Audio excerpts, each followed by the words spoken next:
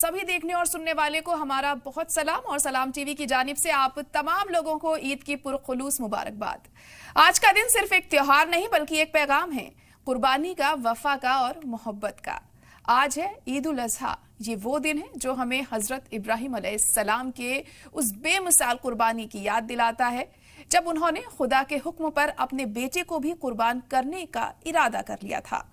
जिसने इबादत को मकसद बना लिया, उसने हर दर्द को सजदा बना लिया। कुर्बानी सिर्फ रस्म नहीं होती, ये तो उस यकीन की दास्तान है जो सिर झुका देता है सिर्फ अपने रब के सामने। ईद उल अजहा हमें ये सिखाती है कि असली इबादत सिर्फ जानवर की कुर्बानी नहीं, बल्कि अपनी नफ्स, अपने घमंड और अपनी ख्वाहिशों को कुर्बान करना है। इस दिन हमें याद दिलाया जाता है कि मोहब्बत, रहमत और इंसानियत, यही है इस मजहब की असल पहचान।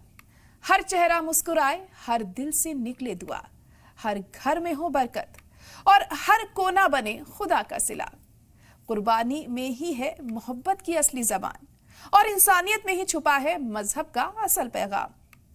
आज जब दुनिया तरक्की कर रही है तो सबसे जरूरी है कि हम अपने अंदर झांकें। क्या हम वाकई उस जज्बे को समझते हैं जो ईद उल अजहा का मकसद है? चाहे कोई वजीर आजम हो या एक आम शख्स, सभी को मोहब्बत, अमन और इंसाफ की जरूरत है।